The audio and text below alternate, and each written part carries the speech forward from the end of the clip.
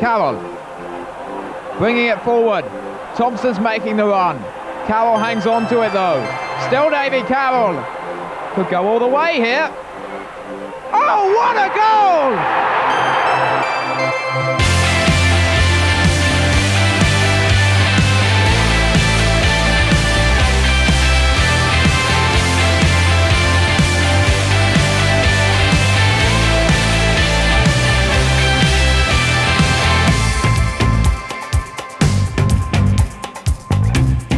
Hello and welcome to this week's episode of Ringing the Blues, the official Wycombe Wanderers podcast in partnership with Virgin Media. On the show this week we have all the action and reaction from the game at Wigan Athletic, including the Oppo View, Matt Bloomfield and Franco Ravizolli. We've also got Till Death Us Do Part with Wycombe Wanderers fan John Palmer and his tremendous memories of the Chairboys. But first, let's head to Mexico City for the full Ligue 1 results with Uri and some Chairboy Spanish.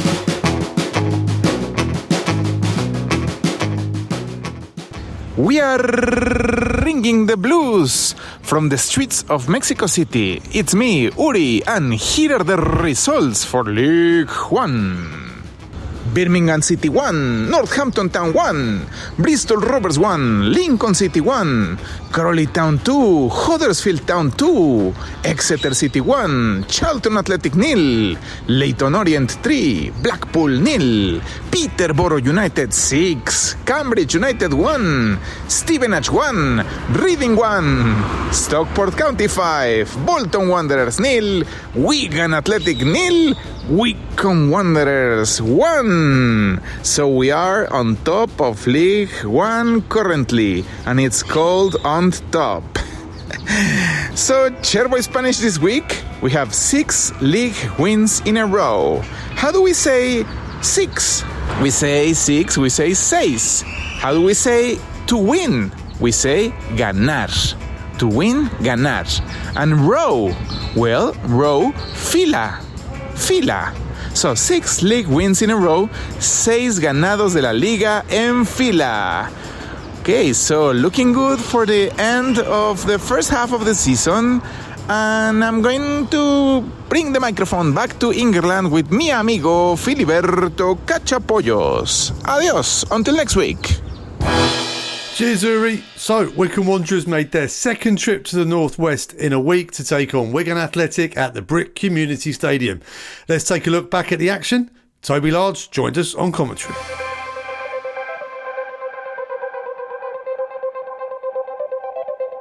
The ball goes into Udo into the box and it's well defended by Jason Kurt. First corner of the game and it's gone to Wycombe. 10 minutes on the clock. Latics 0, Wycombe 0. Sorry, I'm getting ahead of myself. Maybe you've seen the future, Phil. Left-footed in swing. That's a good delivery. Jolo gets up and he scores. Told you it was coming. Jolo glances in. Dan Harvey's perfect corner. What on earth? And it is now Wigan Athletic 0, Wycombe Wanderers 1. I'm off to buy a lottery ticket after this finishes. And Toby, perfect set piece. Yeah, foresight from Phil there. He saw the goal coming in his head. He got the goal notification early, and Wycombe with the goal from a corner. That was absolutely perfect. Dan Harvey with a Luke Leahy-esque or a Joe Jacobson-esque in-swinger from the left back, perfectly finding Joe Law. Civic cushions it out wide now. This is Johnny Smith. Johnny Smith goes for goal, hits the underside of the bar and it bounces out. And Pattenden clears and alive to the danger on the rebound. Jasper Pattenden, great effort from Johnny Smith there. Ravizolli wasn't going to get that one. It bounced down under the underside of the bar and it remains 1-0 to the Chairboys. Wow, that wonder of a left foot that we mentioned where Smith can just cut in. At the Brick Community Stadium. 1-0 to the Chairboys. Pattenden. Good defensive cover, is it? Thomas gets through. Oh, and it's placed over the bar. That was the incision from Wigan, and they've spurned the best chance of the game. Dale Taylor from the edge of the 6-yard area is sliding in, has somehow put it over the bar, and Pattenden was undone by Silko Thomas. Back to Sibic. Cross comes in. Asgard, great save. Brilliant save from Ravizolli. From 1 yard out, Ravizolli made himself as big as possible. Both players stay down injured in the 6-yard area. And the referee gets the signal from both players. I thought that was the equaliser there. I think Asgard did as well. I think the Wigan fans surround us thought so too. And Ravizolli just had to do what goalkeepers had to do there, make their body as big as possible. Johnny Smith, who's now on this left-hand side. Francois' cross comes in. They're queuing up. Great save from Ravizolli. What a save. Asgard headed the ball down into the turf towards the bottom corner, and Ravizolli flung himself to his right and got a big hand to it and flicked it away. That's a tremendous save from Franco Ravizolli. But the run continues. Very different 3 points today, though. Yeah, very different. I thought that on Tuesday night was as well as we could possibly play in possession, and I thought out possession as well. We pressed high up the pitch. The way Wigan dominated possession today, it was tough for us to do that. So we'll have to go back and look at exactly how we went about the game plan, see could we have altered it and done something slightly different. But full respect to the way Sean's got this team playing, I think they're very, very good. We had to hold on for stretches of the game, but the desire and commitment to the cause, a couple of great saves from Franco. But yeah, coming away to Stockport and away to Wigan, I was a little bit fearful of the week, but to come away with 6 points, we have to be really, really pleased. You must be delighted to see both sides of Wycombe Wanderers as well in that run. Yeah, I just said through the room, Bayo's just messaged me congratulations, and it felt a little bit like when me and him were on the pitch today, second half, just back to the wall and having to defend. I thought it was great to get Brandon back on. I thought that he gave us a little bit of an outlet at times, worked his socks off when he came onto the pitch. But yeah, there was a little bit of old school Wycombe, so it's nice to see that spirit has remained and retained, and the new group is picking it up and running with it. And also, Wigan didn't play in midweek. We've had a long away day Tuesday as well. I know there's been things put in place to get the recovery, but that's a hard thing to do. Yeah, I think that the intensity, we saw the numbers of which we put on the board in terms of distances and pressing on Tuesday night. It was, we had Barnsley away on a Tuesday night. We've had this one, Stockport away on a Tuesday night, and it's a big debate on whether you sort of rotate and go again. This is what we usually do. But today, after the performance on Tuesday night, it just felt like the right thing to put the same team out. So yeah, again, we can think about that. We try and recover them as quickly as we possibly can, but it was probably a tough one for us because we've gone from a Saturday, Tuesday, and come to away to a big pitch and a possession-based team. It was always going to be a tough ask for us. So yeah, to come away with 3 points, we're absolutely delighted, mate. And a set-piece goal too. Yeah, maybe not as many as we've wanted at times this year. I think that obviously Lukey's not been on the pitch. He had his injury early in the season. He's our specialist. But Dan's delivery was top drawer today. I think he's been very, very good. Him and Azza have been delivering some great set-pieces recently, and it's nice for Joey to get on the end of one. I think with him and Caleb in the box, big lads, and if they time their run right, then they're tough to stop. And Franco Ravizolli in the second half, 3, 4, maybe even 5 top draw saves. Yeah, I don't think it shouldn't be very often you're having to rely on your goalkeeper to keep you in games or to win you points, but every now and again you need it, and you need a little bit of luck, and you need him to come up with some big saves, and he did. We think the world of Franco. I think he's been excellent since he's come into the team, for most of this calendar year. So yeah, good on him. He's a great guy. We think a lot of him, and we're certainly pleased to have him today. They always say successful sides have to grind out points every now and again. Is that another box tick for Wycombe today in that respect? Yeah, possibly so. The way you look at the game and the way it went, you look at it and you say we ground it out, which I think we had to do against a very, very good team. I think if you look at League One as a whole, without going too far into it, it's full of very, very good teams who are tactically, the tactical element of the games, certainly since I retired, I believe in the last 4 or 5 years, has risen. You're looking at the calibre of our opposition manager. He's worked at international level. There's a real high calibre of management and of teams in our league. So every game's going to be tough, and it's never going to look pretty all of the time. So yeah, we're going about our work the best we can, and to have this kind of week has to be extremely pleasing. Another sign that things are changing is that games were taking place after our final whistle went, and Birmingham considered an equaliser, which was great news, and the Wycombe fans were delighted when they saw that. How did you feel? Well, my family have been used to our score being the last one coming in on Gillette Soccer Saturday for the last 10 years, and I think it's something that the gaffer, we all pride ourselves on. But things have changed, and we're not the last result to come through anymore. So was that 1-1? Yeah, look, I don't think we can look at that too much. We're just going about our business, mate. There's a long way to go. We're 14 games in. There's loads and loads of football to be played, but we have to enjoy and be grateful and be pleased with where we are right now. International break coming up now, and it's the same question I've asked you in the last ones. The run's really good. Would you rather play, or at this stage is it good to take a breather? Both. I would have rather played, absolutely, but the cards that we've been dealt is that there's no game, so we have to take the breather, and it's enabled us to go for a short sprint since Peterborough, and we spoke about that because we thought that the Huddersfield game might be off, although it's come quite late. We thought that that game was at risk, so yeah, we spoke to the boys about having a short sprint. We only just found out about the game, so I told them this morning they were going to have some days off next weekend. I didn't want to use it as a bribe or a motivator. It was like, you're going to get your time because of what you've done. That's just me trying to be truthful with them. So yeah, we need to finish it off properly on Tuesday night against Crawley. I want to get through. I want to win the game. But the boys thoroughly deserve a couple of days a break just to go with their families, because we've been away Monday, Tuesday this week, Thursday, Friday, Saturday.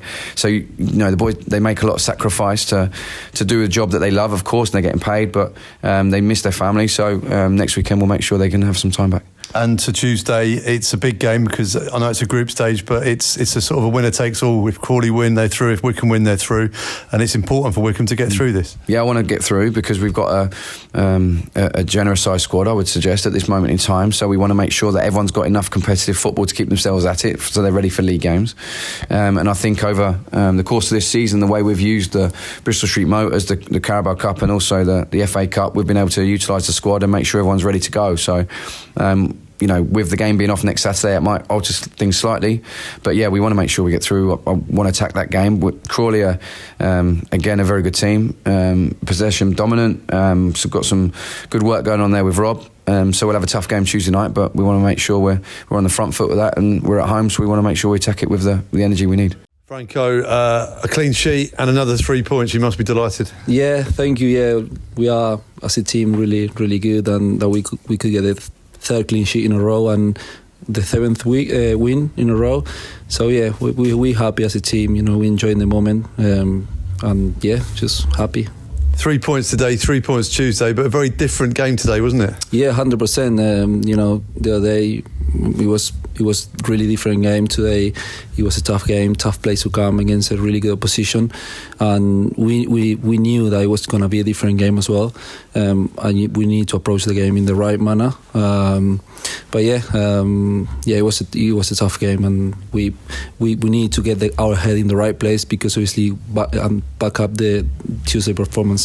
Second half, Wigan threw everything at Wycombe. They made changes as well, but you've made some 3-4 fantastic saves. We weren't our best today. With the last few games, we scored so many and we play very good football.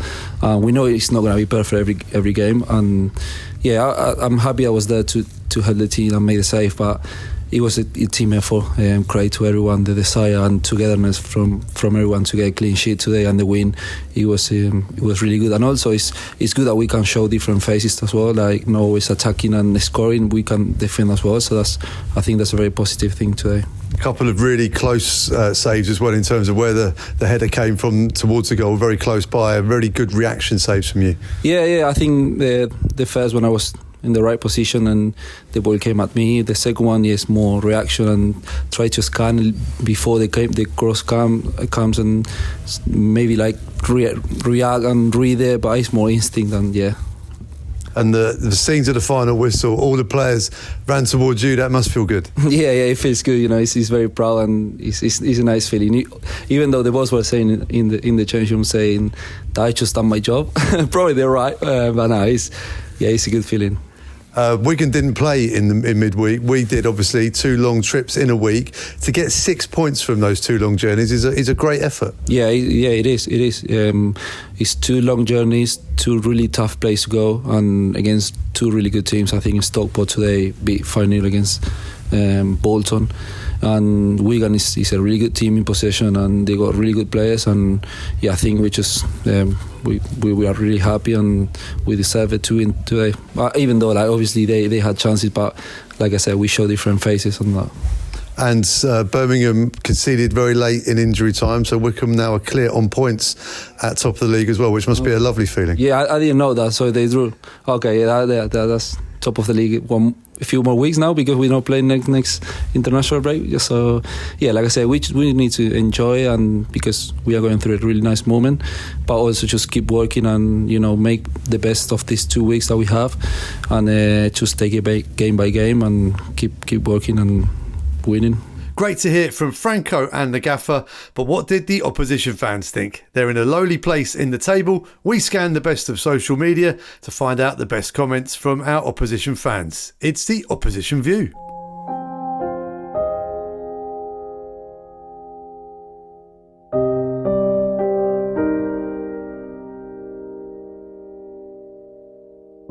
St Column Major. I know it's a loss, but no way did we deserve that. We played ever so well in the second half and could easily have won by 3 or 4-0. True believer. Did anyone else notice Wycombe's celebrations at full time? Firstly, all congratulating the keeper for saving the game for them. Then, their manager giving it large and celebrating like they'd won the league.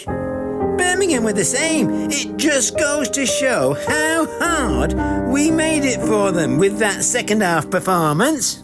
Frank Bullitt. I'm afraid we did deserve that with the way the team was set up and the way we played in the first half. We only played well for the last 30 minutes when we went all out for the equaliser. You can't play well for only half an hour a game and expect to win matches at any level. We got what we deserved. Naffal. JAJC. Same old story from Wigan. Negative team selection and appalling first half performance, followed by an absolutely dominant second half, which produced at least 5 clear-cut chances, but still can't score. Maloney just can't get 90 minutes out of this team. Stuart Hart.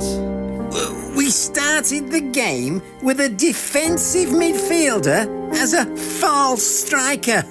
So it's no surprise we posed little attacking threat and their defenders simply cruised through the first half. There are no world beaters in this division.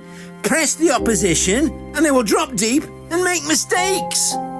Zeb 2. We were as good in the second half as we were bad in the first. Johnny Smith's superb effort apart. Tickle saved us at Carlisle last week, and this week it was our turn to face an inspired keeper in the second half. We were certainly worth a point overall. Wycombe weren't anything special enough that you'd recognise them as a top-of-the-table team.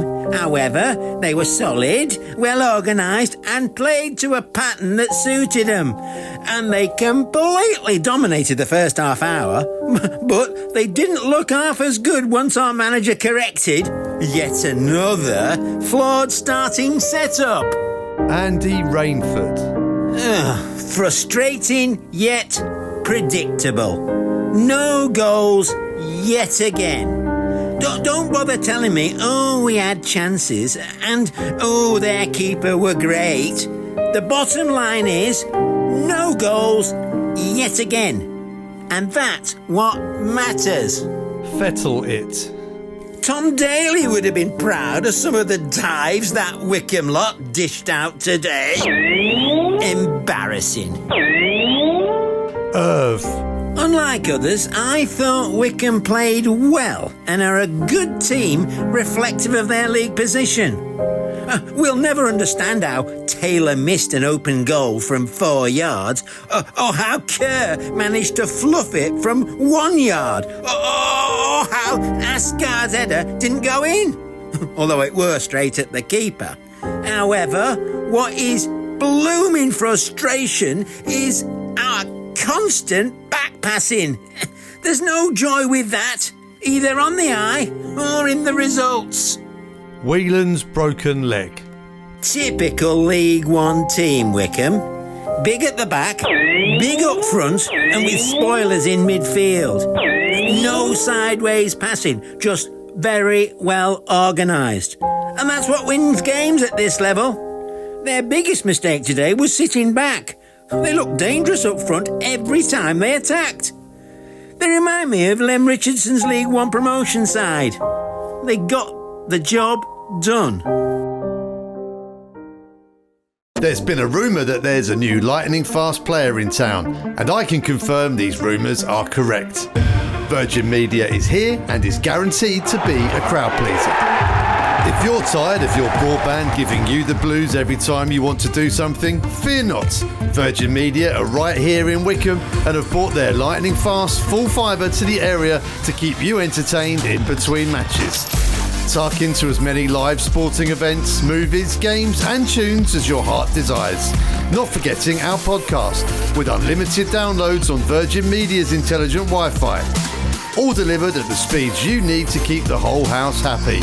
And the best part is, you don't need to wait until the next transfer window to make Virgin Media your favourite signing of the season. Find out more at virginmedia.com or drop into your local O2 store. New customers only, eligible Virgin Fibre areas only, subject to survey, network capacity and credit check.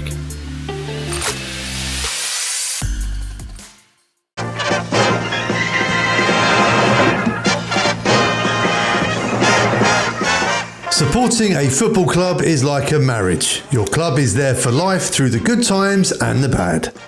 We ask Chairboys fans for their most cherished old memory, their current favourite player, the best borrowed player we've ever had, and for something blue, we talk club merchandise. Okay, joining us on this week's show, Wycombe Wanderers fan John Palmer. John, great to see you. How are you?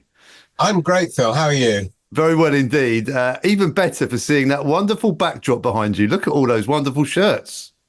Yeah, they're all original matchday shirts. I sponsored Brownie for years, so a lot of the blue ones are his.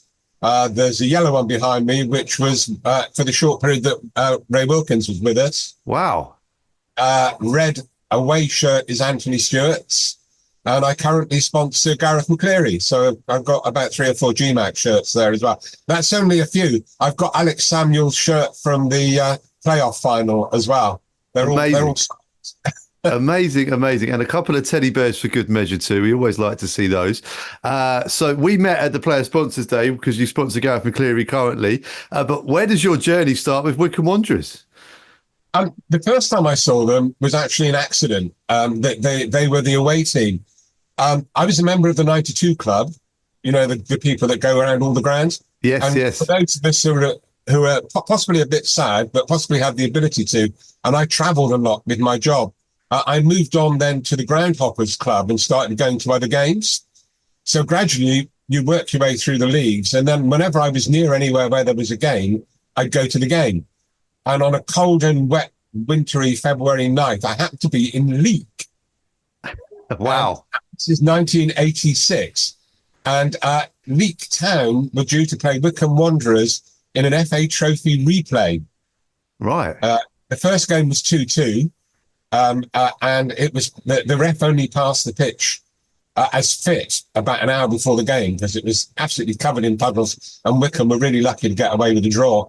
And this looked like a giant killing. So I went to Leek to watch Leek versus Wycombe. And the score was 5-5 after extra time. And in those days, there was no penalty shootouts. So that meant they had to do it all over again. And Leek and Wycombe, there were just over 1,000 people there. And again, it was a cold Tuesday, but it was a great game. And I think Leek were 3 up and then Wycombe took the lead. And eventually it was 5-5. They actually had to play twice more before Westy finally scored a goal that beat Leek and knocked them out. And because of all the replays, Wycombe had played 7 games in 14 days, and they lost in the next round. Unsurprisingly, yeah. Well, so that was my first game. But when I actually started to follow them, it was a little bit later. That was 1988, and I was still travelling around. And great credit to my girlfriend at the time, because we were down in the south, and I just happened to notice that Wycombe were playing Enfield. And I said, "Do you fancy going to a football match on again a Tuesday night?" And she said yes. So we went to watch Wycombe play Enfield. And one of the reasons I wanted to go, which, you know, the history of the club, its amateur status, such a great club with such great traditions. And I thought, I've never been, let's go. So we went to at Lokes Park, and I have to say I was totally shocked by the fact that they played on a hillside. And if you stood in the top left-hand corner, you couldn't really see the bottom right-hand corner, left-hand corner of the pitch. So that was her first experience of Wycombe and my first experience of Wycombe. And it was 3-2. It was a great game, and it was Enfield, so vaguely local. And after that, we kind of started to watch them and take notice of them. And that was the start of a journey which is still going on today, with some fantastic moments in between of matches that we've been to and so on. Happy to share those with you if you want. Absolutely. You're the first Wycombe fan I've met whose journey started at Leek Town, so that's a box ticked for me. That's and there's a fantastic mug as well. Brilliant. You've got all the merchandise. This is wonderful. On the shelf, I'd imagine now, having just got your background into Wycombe, this first question must be incredibly tough. Your favourite ever Wycombe Wanderers memory? Yeah, I'm going to run through a few before telling you the one, if that's okay. That's all right, yeah. So many good ones. I mean, the 1993 trophy final at Wembley, Runcorn 4-1. Yeah, brilliant day. Because it was a brilliant day, and that was the double, and we just missed out the season before on promotion to some other team in East Anglia. And somehow that was a culmination of everything that the club and that Martin was trying to do for the club. And we didn't just win it, but we absolutely aced it. And it was just fantastic. Absolutely brilliant. So that goes down as one of the really, really great memories, I suppose, and the highlights, because we'd already got into the league, so that was fine. But we'd actually done the double, and only about 3 clubs had ever done that. So that in itself was quite significant. And then after that, my girlfriend and I got season tickets then. We didn't always do it, but we did. And so we went in that first season to virtually every game the following season. So that first league game at Carlisle, the 2-2, was brilliant. And, you know, what an achievement to be in the league, you know, Little Wycombe in the league against Carlisle. And it was a great game, and we should have won, but we didn't. But, you know, you'd settle for a draw. The next one on our list was the same season, and again, a midweek game. It was on the 31st of August, and it was Hereford United versus Wycombe. Yes. And we went there, the two of us in my car, and we had no idea where we were going. And we were going down a country lane, and we saw the car in front of us down this lane had Wycombe flags out the side. Now, we weren't very demonstrative, so we didn't. But my girlfriend ran down a window and tied her scarf out, and the guys were beeping, and we don't know where we're going because we don't. and we ended up at the ground, and the score was Hereford United 3, Wycombe Wanderers 4. Yeah. So it's another game. Great because, you know, Hereford had a great non-league tradition before they got in there. That was really good. And what we also liked about that was that I think it was Kerr went off injured very early in the game. And this giant came on as centre-half and played virtually the whole game. And he wasn't listed in the programme, and he wasn't listed as a substitute. And he was some bloke called Terry Evans, who apparently had been brought in on loan the day before for just 6 weeks. And of course, eventually, he got signed, didn't he? And he was a great captain for us. But I had a little memory this week of Stockport because first time we've won at Stockport, and in that early seasons, we went to Stockport and we lost 4-1, which was pretty, a bit downbeat. But the great thing was just outside the Stockport ground in those days was a brilliant Italian restaurant. So we had a fantastic Italian meal. And next to it, there was an antique centre where, believe it or not, I bought 4 dining chairs. So we had to dismantle my car to put these dining chairs into the car. So Chairboys away day, I came home with 4 chairs, and the Chairboys let in 4 goals. I've still got those chairs now. This is brilliant. I love this. I mean, that was quite funny. So there's quite a lot there, but the game I've actually chosen is that one, if you can see it. It's an Oxford United game, yeah. Oxford United versus Wycombe Wanderers. And it was the 21st of October, 1995. Is that the Manor Ground? Yeah. And I was I was hugely disappointed by Oxford's attitude to Wycombe. It said in the programme here, the atmosphere surrounding a local derby is always a little bit special. But with our traditional arch rival Swindon back in our division, I think a lot of supporters from Oxford find it hard to call Wycombe local rivals. Of course, Wycombe have done well in their 2 and a bit seasons in the league and already set up something for today. The arrogance of that, I thought, was appalling. And we won 4-1. I remember that game. Well, in my mind, it was raining a lot, I think. And on that open terrace, there was almost like a little bus shelter at the back, I think, sponsored by the local radio station that covered about 3 of the 2,000 fans that were there. Yeah, absolutely. And I don't know if you remember, but as you walked towards the ground, there was a house that had a shark in the roof. Do you remember? Yes, yeah. It was absolutely hammering with rain, and somebody had a shark in his roof, and you thought, "Oh my God, what are we doing here?" And then Dave Farrell scored. I think. Did he score from a corner that day? I think, straight from the corner. Yeah. Wycombe had been threatening to score 4 for some time. The Oxford team handed them the first on the plate. Dave Farrell's corner kick didn't need a touch. Dennis Smith's side failed to learn their lesson, and they were caught out again. Another Farrell corner kick, which was met by the head of Terry Howard.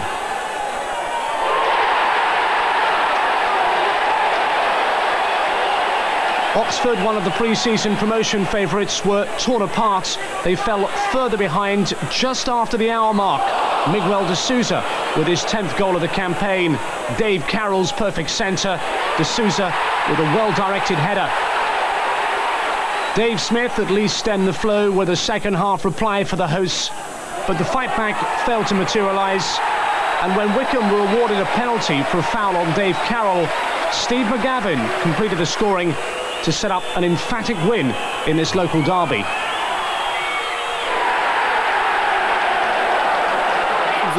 All the warning signs were there for Oxford, for 20 or so years later. Joe Jacobson's corners, Anthony Stewart at Wembley, then that 2.5 years in the league came to bite them a little bit hard, didn't it? Well, that's exactly the other reason why I chose it, really. So you're journalistic mind stuff. But and it's a great kind of codicil to that, isn't it? That 20 odd years later, we did it again.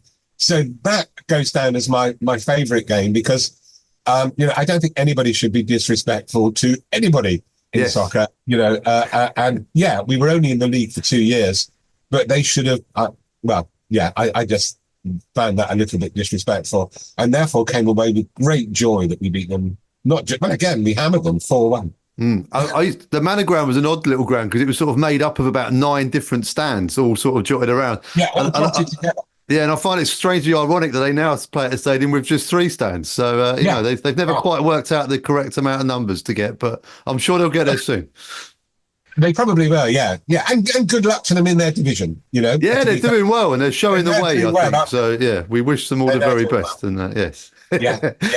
Right then, on to something new. Your current favourite in the squad. If I don't say GMAC.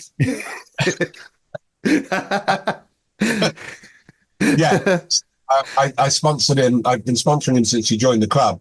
I think he's a great player. And at the sponsors' day, each year we catch up and we catch up at the dinners at the end of the season. He's just a really good bloke. Off the field, he's a great guy. He is an inspirational player. I think his leadership with that little leadership group of a number of the young players now is exceptional. I'm delighted that he's still playing. I did say to him when I saw him this year, I don't want to, again, talking about don't want to be disrespectful, but I'm surprised to see you still here because you're still. And he is, isn't he? I mean, he hasn't lost his speed, and he's being managed really well by Matt and the team to play, to his capabilities. So it's got to be him, and hopefully, we might get another season out of him too, and see what happens after that. Oh, I think he's in the form of his time at Wycombe Wanderers now, which is getting on to be a few years. And I always ask him, I said, can you bring your passport into the training ground? Because I want to factually check you are 37 years old, because it is sort of almost sort of anti-science what's going on with him. It is, yeah. But I think the fact we've got such a good, strong squad now, and we've got some great wingers in the squad now, haven't we? Which means that he doesn't have to play a full 90 minutes every week and so on. So I think that's helping him a lot. And hopefully he's working with the young players, and now with Fred as well, with the young players. He's not just adding his own skills, but it's that other ingredient, isn't it, to the other players. So I think he's a really, really good player. It's lovely seeing how they all interact with each other, and they call him Grandpa, which I think's lovely. And but he's right up there with the pace when they do the in pre-season, all the running. He's up there as the quickest still. But yeah, I know even young Gideon Codger on loan from West Ham was talking about the impact that Gareth McCleary has on him as a player and as a person as well. And that's what Wycombe's all about, I guess, isn't it? I think so. And Gideon was really one of the players I was thinking of that I think is benefiting a lot from hopefully, he is obviously, he's just confirmed it to you really, but I think he's benefiting a lot from that, and I think Fred and Gareth together as well, that's great kind of understanding. They're very happy to switch sides, work with each other, and just create opportunities for Dan and Richard and Mary in the middle. It just looks great, that front line at the moment, with the people who can come on. With Brendan Hanlon coming back as well. It looks superb, doesn't it? It's exciting times. So it's another entry for Grandpa G, Uncle G, Gareth McCleary into the Till Death Us Do Part Hall of Fame. Fantastic work. Right, on to something borrowed. This could either be your favourite ever loanee or player that you wish we signed but never did or never have yet. So who's that to be? Yeah. Do you know what I found quite interesting about this, Phil, is a lot of players that we took on loan, we did eventually sign. So they probably don't count, but I wrote down as players that I probably would have signed, and we did, having taken them on loan. Jason Kavanagh, yes, Paul Hayes, Mark Taylor, Alfie Mawson, Jason McCarthy. I don't know how many times he was there. They all qualify for this feature, so that's fine. They started as loanees, So all of those are kind of long lists, if you like, I suppose. And we've done Terry Evans, another one. But then I thought, no, I'll pick ones who maybe didn't stay for very long. So out of that, I had three. Do you remember the goalie Seb Dijkstra? Do you remember him? The most amazing haircut and moustache combination. That's the man, yeah. And he was about 9 foot tall. And I think when he was there for that, came from Queen's Park Rangers, when he was there, he really did add a strength and confidence to the back line. So he's one of my three.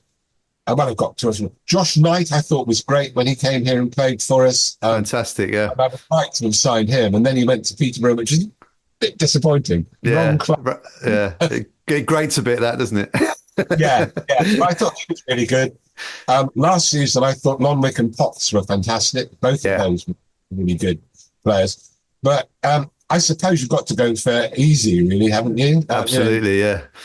He is where we all thought he would be when we saw him as a scratty teenager, running around Adams Park.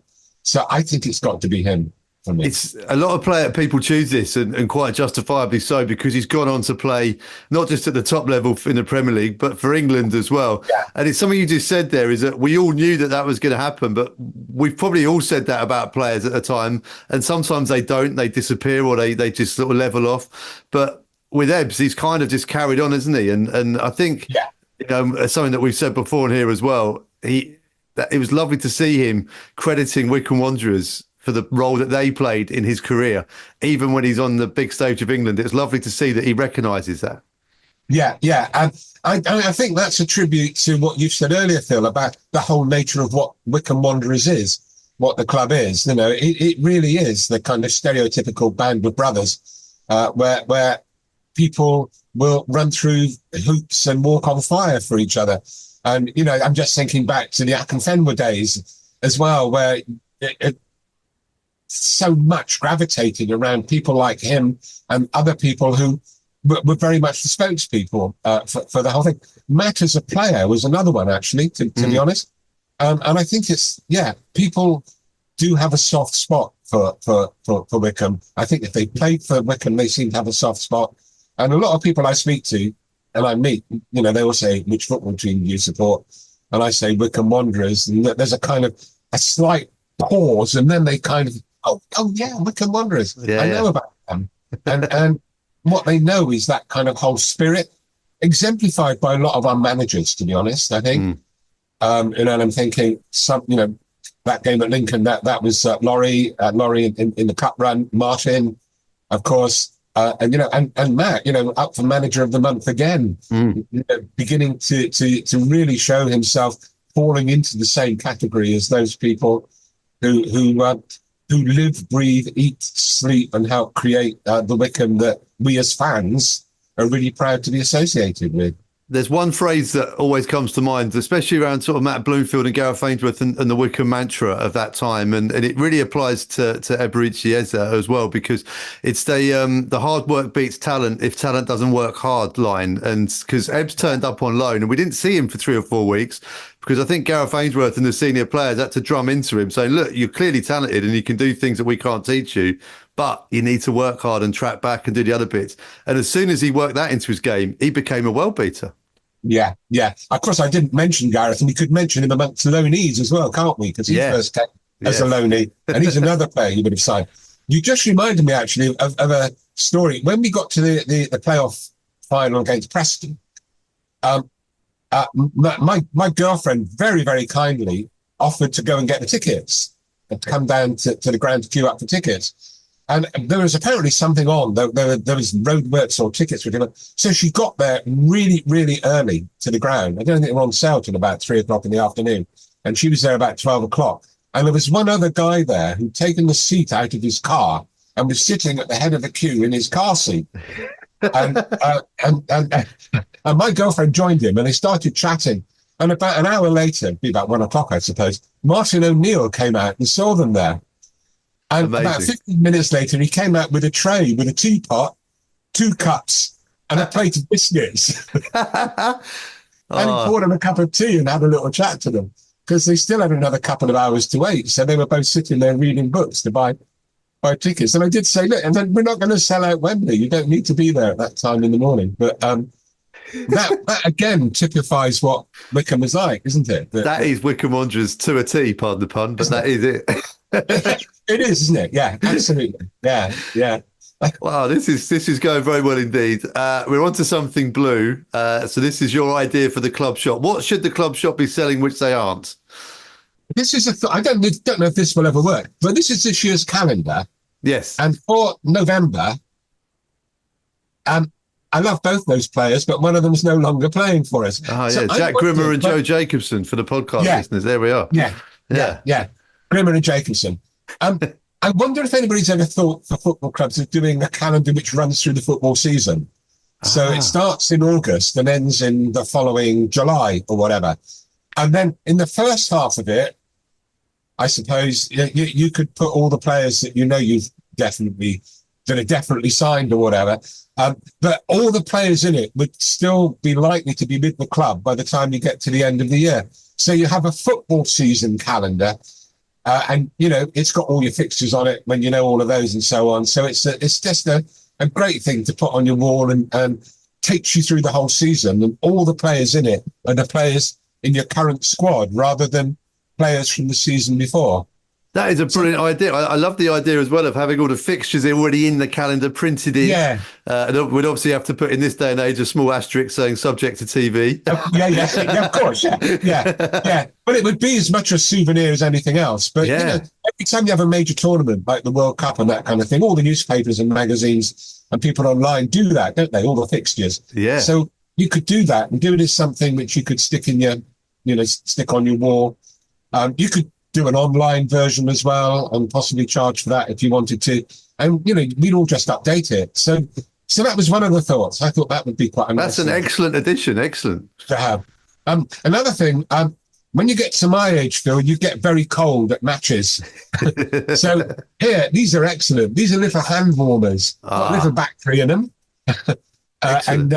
And they run for about 3 hours and you can put your hands in your pockets and that. So when we're playing Leek in the FA Cup on the top of the Staffordshire Moorlands next season, and it's really cold. Pair of hand warmers with the logo on it, I thought would be kind of quite nice to. Perfect. A while. Something for children. They like in their bedrooms. I'm thinking of my granddaughter. They like looking at things on the roof, on the ceiling, when they're trying to sleep. So some kind of lamp which would display our lovely logo with the swan on it, which may be involved, which would help them. And of course, if they wake up in the middle of the night, who better to be your guardian angel than, the Wycombe logo, really. So quite like that. And then I thought for adults at bedtime, and this kind of goes back to when Dreams somewhere used to sponsor us. And wouldn't it be good fun to have, after nights like Tuesday, 5-0 win like that we had a pillowcase which had the home strip on one side and you could reverse it and it had the away strip on the other side, and you could go to sleep dreaming of the game that you've just seen. So incredible. These are fantastic. I love the pillowcase idea. The hand warmers is a good idea too, although we didn't need them on Tuesday because all the clapping into that for 90 minutes would have kept everyone's hands warm. But not every game is like that, as we know. No. These are excellent additions. I shall forward these on to the commercial team. The calendar as well. I think that is really, really good for the football season. That is fantastic. And obviously we'd have to put the playoffs in the end in May as well, just to make sure that, we were covered. FA Cup final, just in case, just... You just put, if applicable, or TBC around on those, don't you? Or brackets believe underneath as well. Like that. Yeah, that's even better. Well, John, this has been a real treat. It sounds like you're hoping for the FA Cup draw next year to take us to League Town to bring you full circle in your Wycombe journey. Or League Town or Anfield, really. That'd be nice. Or both. We can win at League and then then we can go to Anfield later in the draw. Let's do both. Yeah, that would be really good, wouldn't it? Well, John, keep the faith, keep believing, as I'm sure you will, and we look forward to seeing you at Adams Park in an away game very, very soon. Great, thank you.